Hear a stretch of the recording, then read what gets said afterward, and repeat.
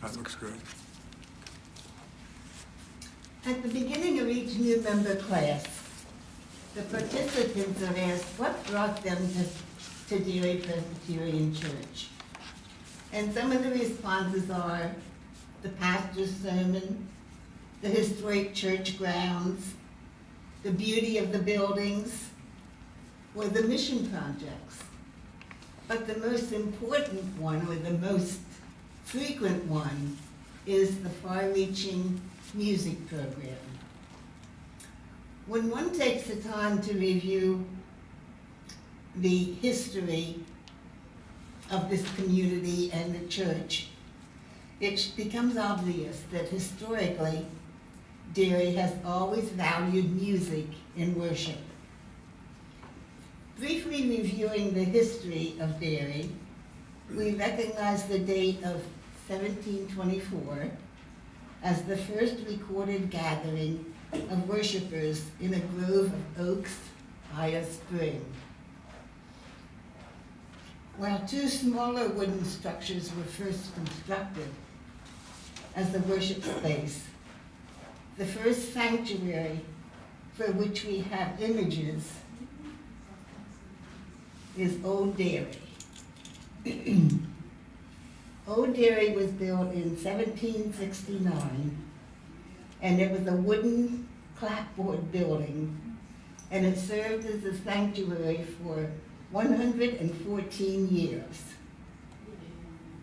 As membership for the church declined during the 19th century, Old Derry deteriorated, and it was demolished in 1883 to make room for a new stone building, our present chapel. While Derry's membership shrank dramatically following the Civil War, a Sunday school program was established in 1883. The Sunday school brought new people to Derry and sustained the church. Music was an important part of the Sunday school worship service. And with a piano donated by one of the teachers, students could sing, learning hymns and responses. With the financial support of friends and former members of Derry, the chapel was completed and dedicated in 1887. For this service, Market Square Presbyterian Church provided a portable organ, and singing was led by a choir from Market Square and Pond Street Presbyterian churches. This organ was probably a parlor or harmonium type of organ using foot pedals to work the bellows. At some point, a piano and then a second piano were installed in the chapel. The west transept served as a Sunday school classroom, and music continued to be part of the curriculum. A 1922 photograph of the interior of the chapel shows that there were two pianos in use at that time. When Milton Hershey returned to Derry in 1903 to build his chocolate factory and establish a model industrial town, church membership began to grow. In 1909, Derry was able to call its first pastor since 1874. Reverend C. Benjamin Sigelton provided important leadership, and significant changes occurred during his 1 year pastorate. A choir was organized, a pianist was hired, and the Ladies' Guild was established. Reverend Sigelton,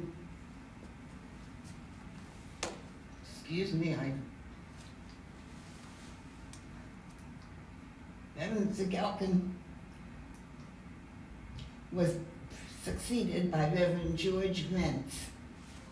The congregation continued to slowly expand, and in the mid-1920s, the session and trustees began discussing plans to expand the chapel.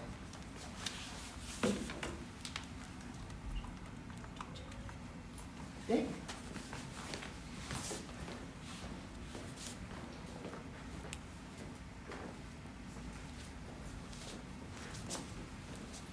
Well, Jan mentioned that there were some plans to expand the chapel, and we're going to talk a little bit about the music program as the chapel was being developed. And in the midst of making these plans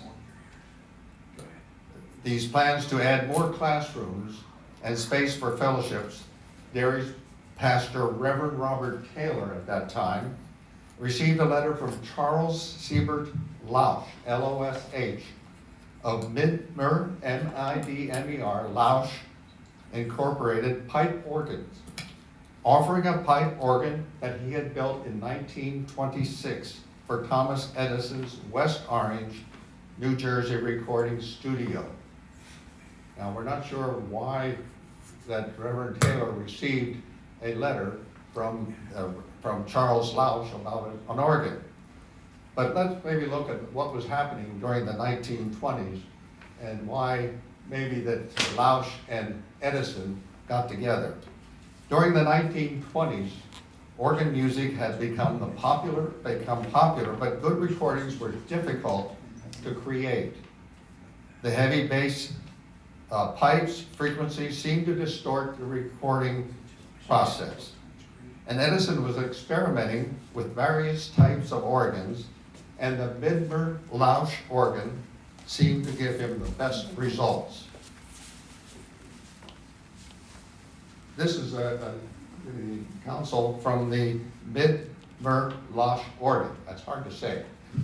The Midmer Lausch organ offered to Derry Church was especially built for Edison's recording studio, and it was an 8-rank, 3-manual symphonic organ that could be used to play popular music, as well as classical and sacred music. It had a 7-octave choir keyboard with 12 extra keys in bass and treble, which allowed the organist to play pedal tones on a manual key with fingers rather than using the foot pedals. Also, Lausch was very interested in creating synthetic tones that he called unification. Pipe organs have very pure fundamental tones, but harmonic tones are more appealing to the human ear. Lausch's organ had a set of pipes creating fundamental tones, but he also had some of these that he worked with electrical connection or unification, creating harmonics that added strength and color to the tone. Thus, he and Edison, they were able to get more perfect and beautiful tones from this instrument. Now, Edison recorded in his studio, and we're going to hear a recording in his studio by Lausch. If we can get it to work.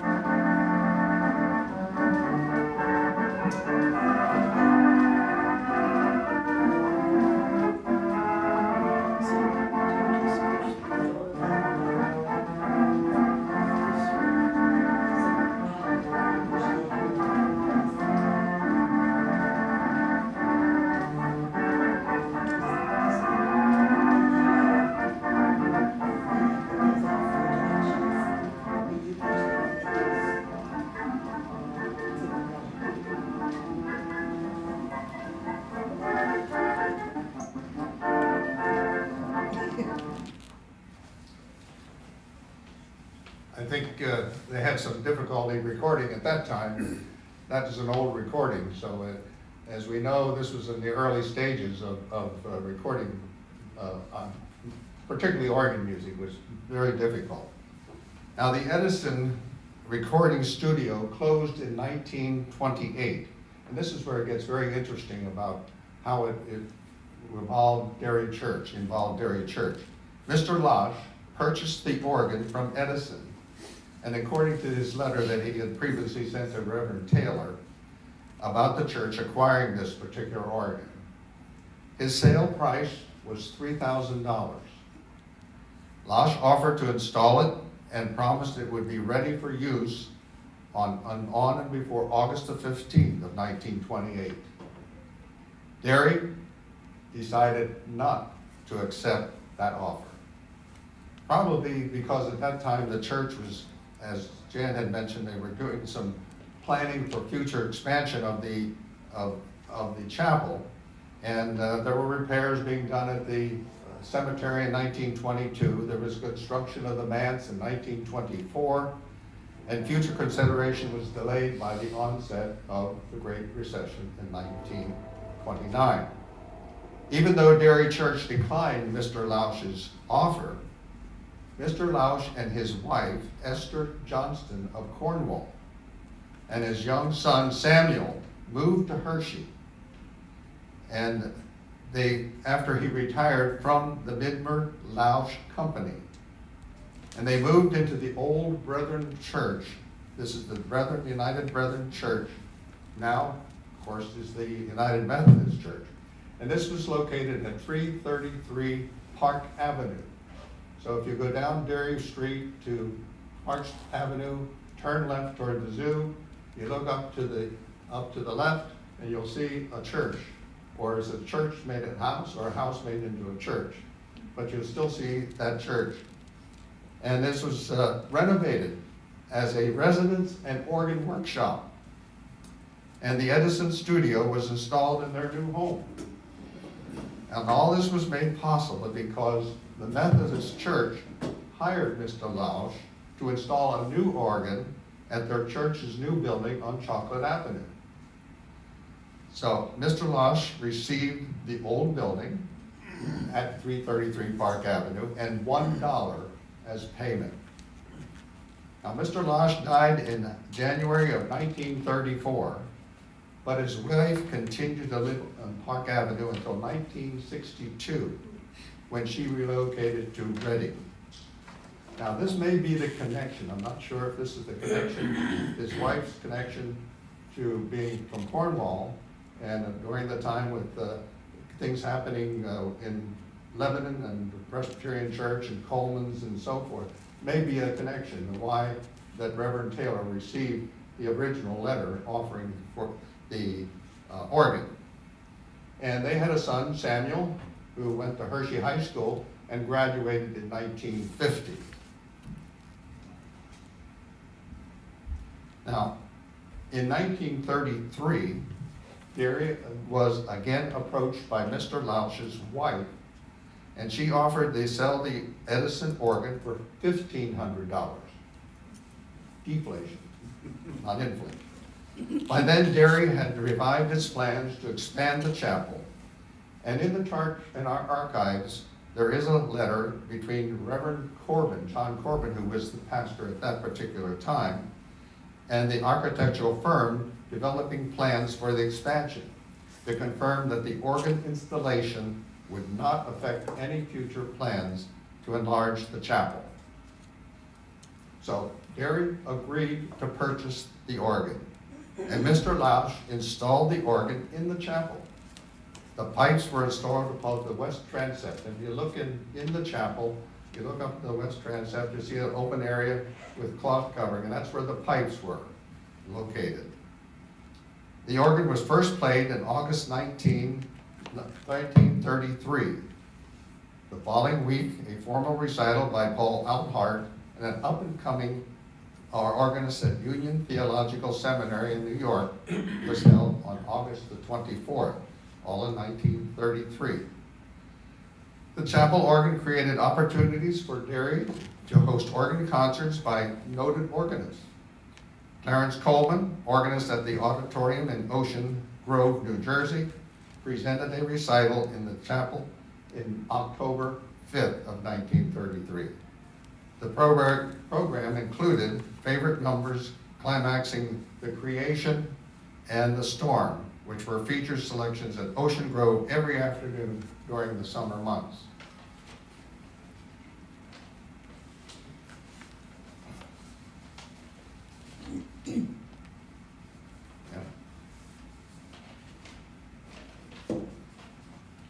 The organ was formally dedicated on October 26, 1933, with the Reverend John Corbin officiating. And Reverend Dr. Walter Edge was the pastor of the First Presbyterian in Lancaster, Pennsylvania, and he presented the sermon. And Mrs. H. Rhodes, organist at Middletown Presbyterian Church, was the guest organist.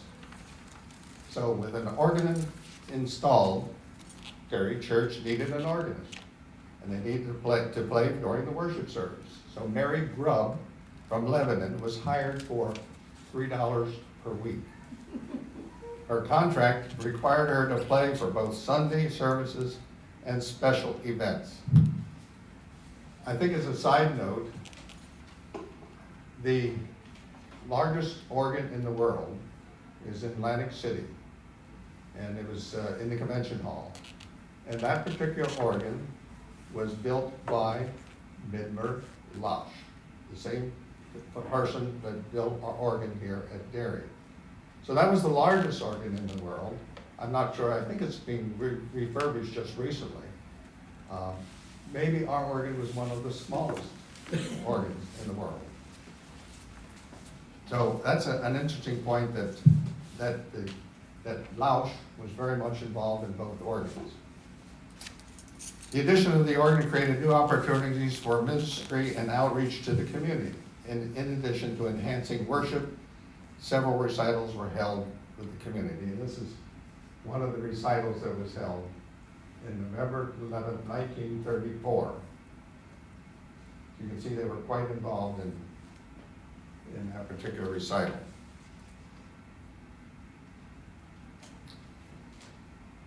Construction to renovate and expand the chapel occurred in 1935. In July, Milton Hershey donated $20,000 to each of Hershey's 5 churches at that time. That gift allowed Derry Church to enhance a new addition by installing new chapel furniture, building a vestibule, installing new carpeting, and furnishing new classrooms. The new addition and improvements had a positive impact on the music program. And I think having the organ coming into the chapel really got our music program into a next phase and really started things going. So in early 1936, the choir was formally organized. By the end of the year, it had grown from 6 members to 18 members. 6 men and 12 women. And the choir rehearsed weekly, and Mrs. Robert Young from Hamire was hired as a choir director.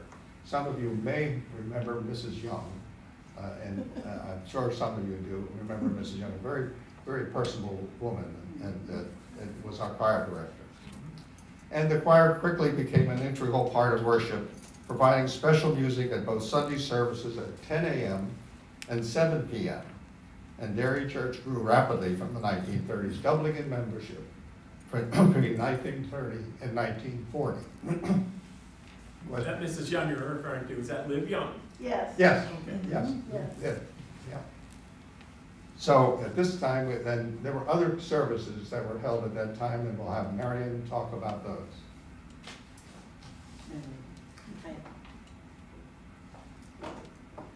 I have too many buttons to push. Okay, where do I push? There you have the ones. And which arrow do I? Right. Right. Thank you. Okay, so too many things to hold.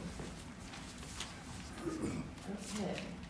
So talking about the lawn services, which was really an exciting project that our congregation decided to do. The church's growth also led to our new programming and outreach to the greater community. And so in 1936, Derry Church began offering outdoor Sunday evening worship services during the summer month, marketed as lawn services or out-of-door vespers. These evening services were held in the oak grove beside the church. Services featured devotional meditations by guest preachers, hymn singing, and special music.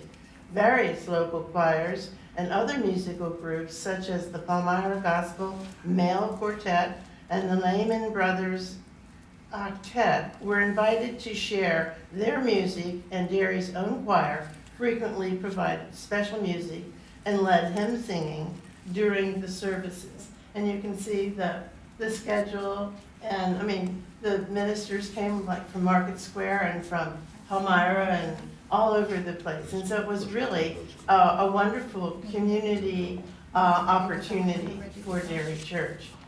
They were very popular services and averaging over 100 attendees or more each Sunday evening. In some years, extra chairs were provided by the Bowser Furniture and Funeral Home in Humboldtstown. So they had extra chairs that were brought in. In 1939, members of the women's Bible class purchased an SD folding reed organ to provide keyboard music at lawn services. Made in Brattleboro, Vermont, the portable organ features one manual or row of keys and one rank of reeds. The SD organs were very popular in the United States and used by hundreds of military chaplains during World War II. Derry Church still owns this organ, and here is a recent recording of the organ being played by Dan Doherty. So if you attend the 10:30 service, you will be able to hear the organ being played during the service. Now let's see if I can make this work. Up.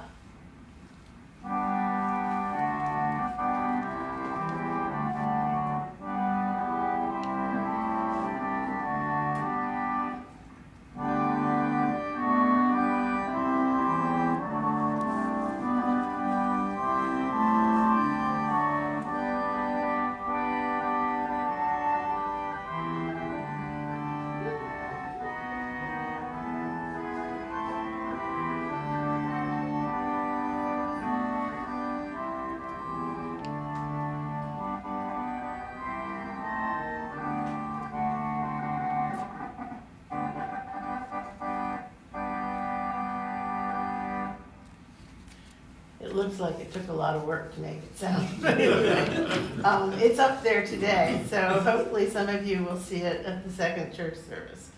In addition to being used at the lawn service, it was also intended for use in rooms of the church where there were no musical instruments, and so lawn services continued to be offered until the late 1950s. And the organ is still owned by Derry Church and is still playable. The role of the music in the 30s, 40s, and 50s continued, and music continued to play an important role both in worship and in Sunday school. In 1933, the youth, represented by the young people, and I need to move my slide.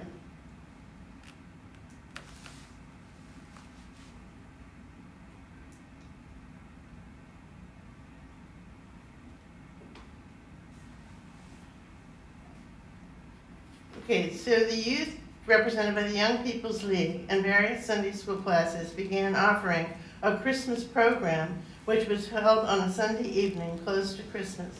The program varied from year to year, but always included music, both vocal and instrumental.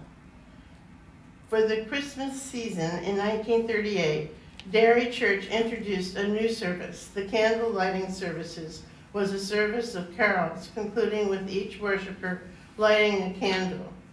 And this year the service was held on Christmas evening, which was a Sunday. In following years, the service was held on a Sunday evening closest to Christmas. The chancel choir provided special music for the service.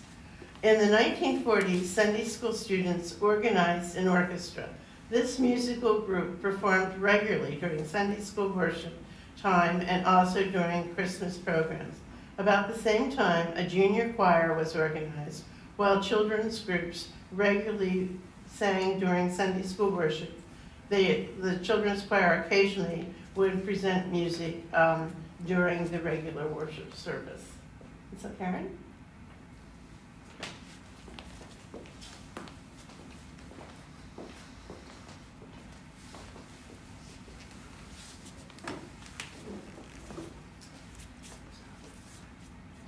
Derry Church experienced steady growth in membership throughout these decades. When Dr. Ira Reed was installed on October 15, 1959, the church had over 700 members.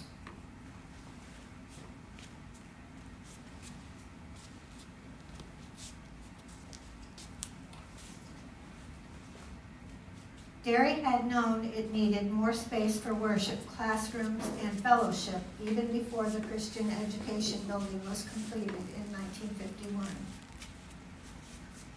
When those plans had been developed, they also included conceptual drawings and for a new sanctuary.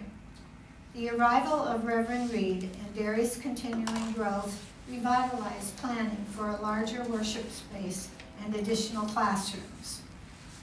But as attention focused on planning for new space, much needed repairs to the chapel's Midmer-Loesch organ had been ignored. To finalize plans for a new sanctuary, a building committee chaired by John Achel was formed. Other members included Norman Vanderwall, Harry Hershey, Leonard Snyder, Margaret Miller, Reverend Ira Reed, William Schiller, and Mrs. John Rowe. A subcommittee to select a new organ for the sanctuary also began work. In June of 1964, the organ committee selected Reuter Organ Company in Lawrence, Kansas, to build a pipe organ for the new sanctuary. They had looked at three other organ companies also.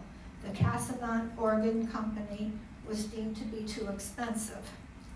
Austin Organ Company could not furnish the organ within the needed time frame. And the Moeller Organ Company was the committee's second choice, but they had decided to go with the Reuter Organ Company.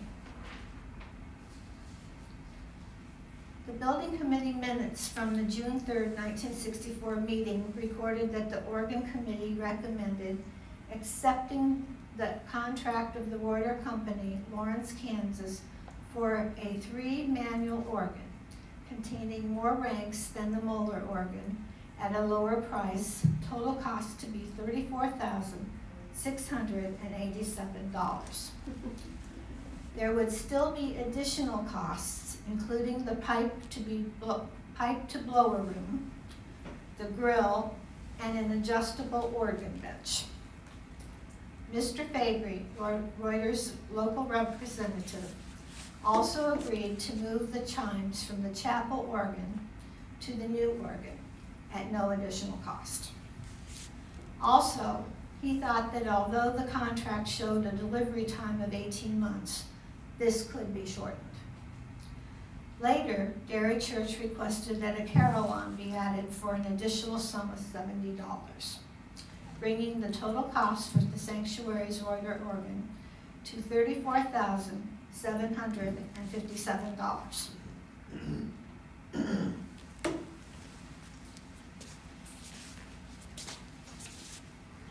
In March 1965, Derry broke ground for a new sanctuary.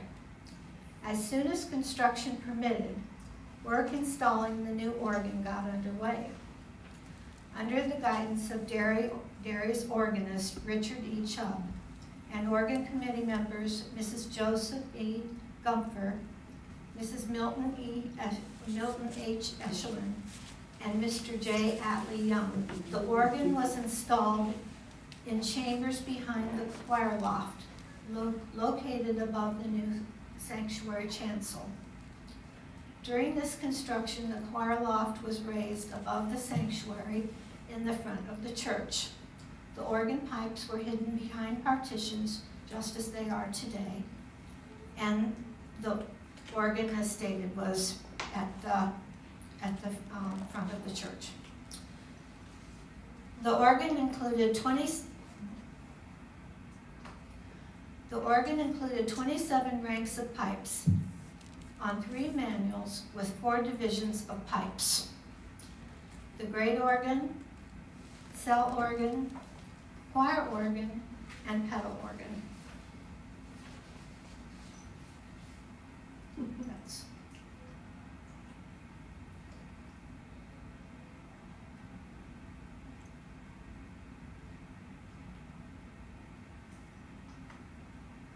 okay.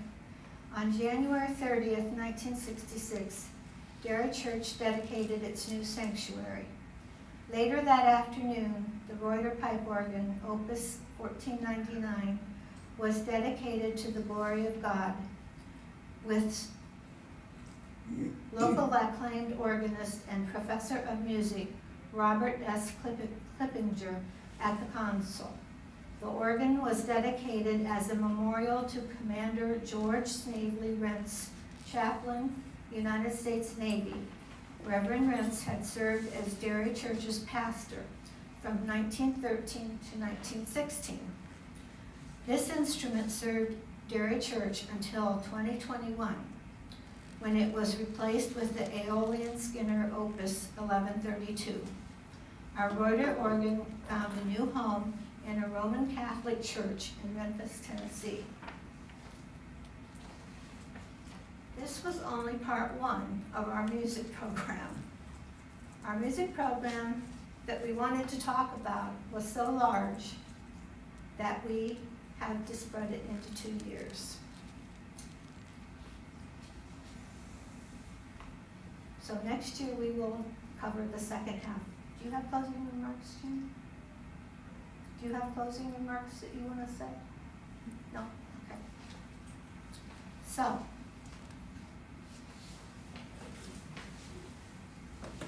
So we will talk next year then about the second half of our music program. Any questions? And especially since the sanctuary was built. Does anyone have questions?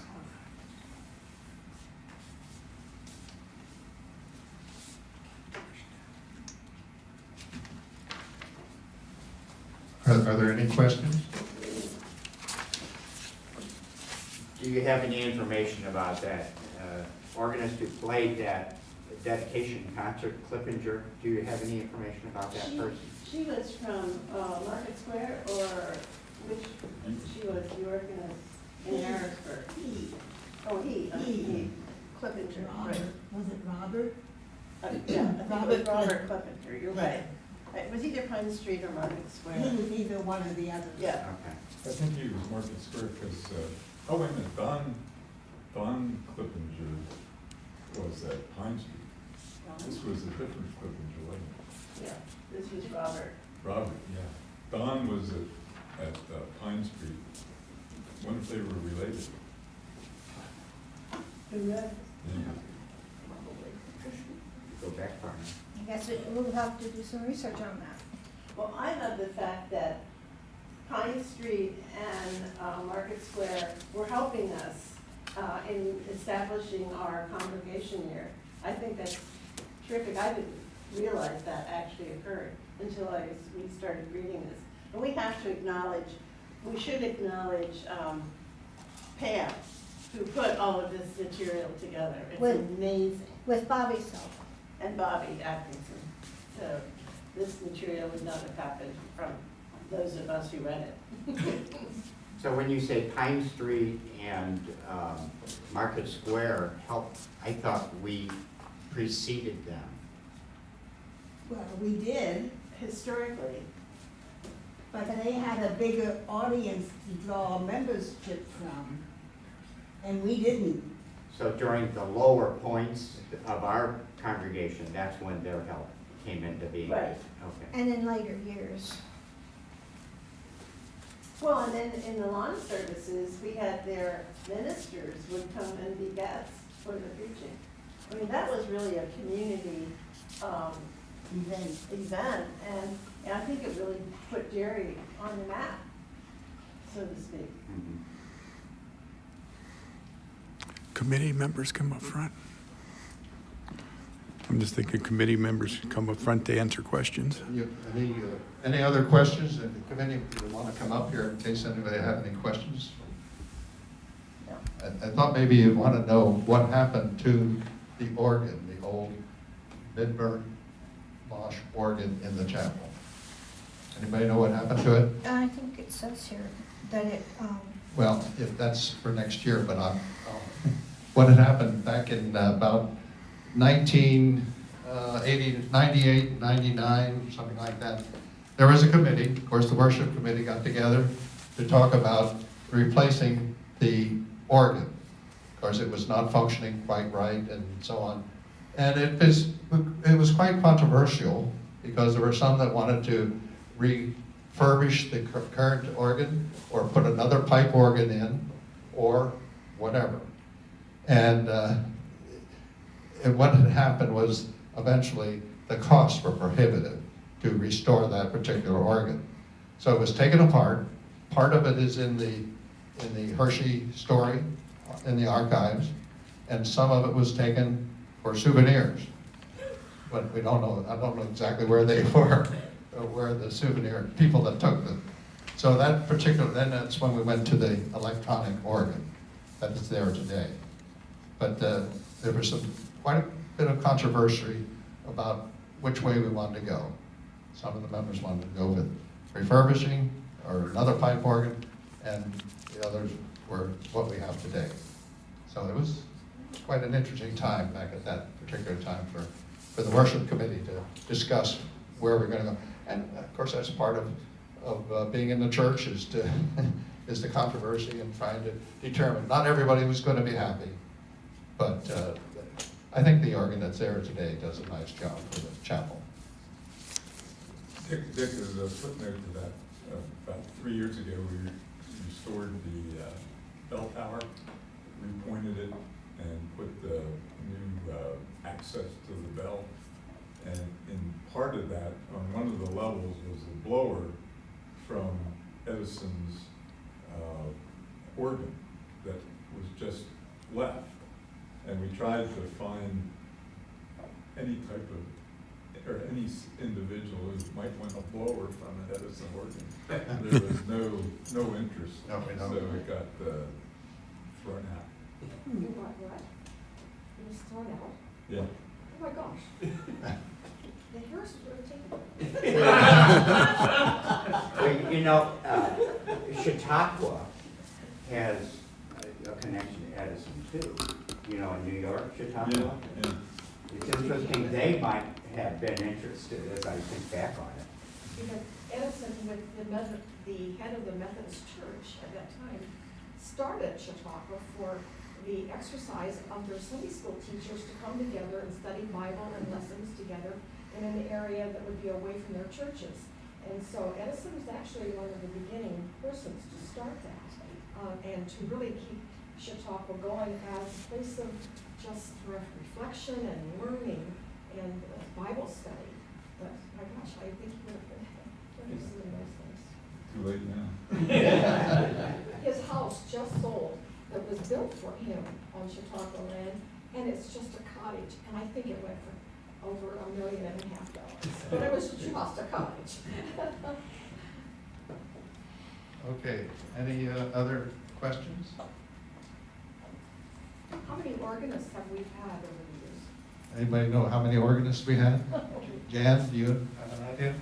Well, we had the first one, and then we had Dick Chubb, and then we had It was Virgil Alexander.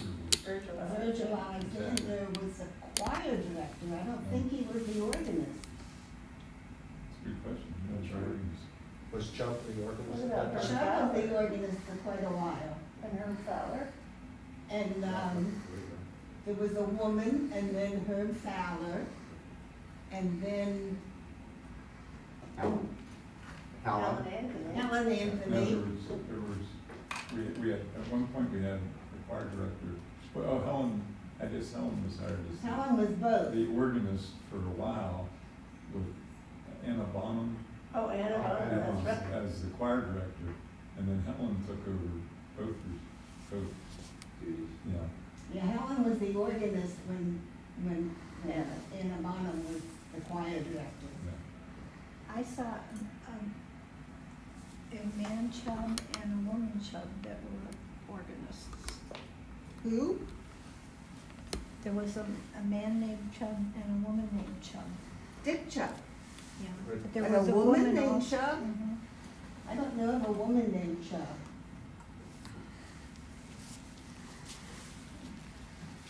Do you?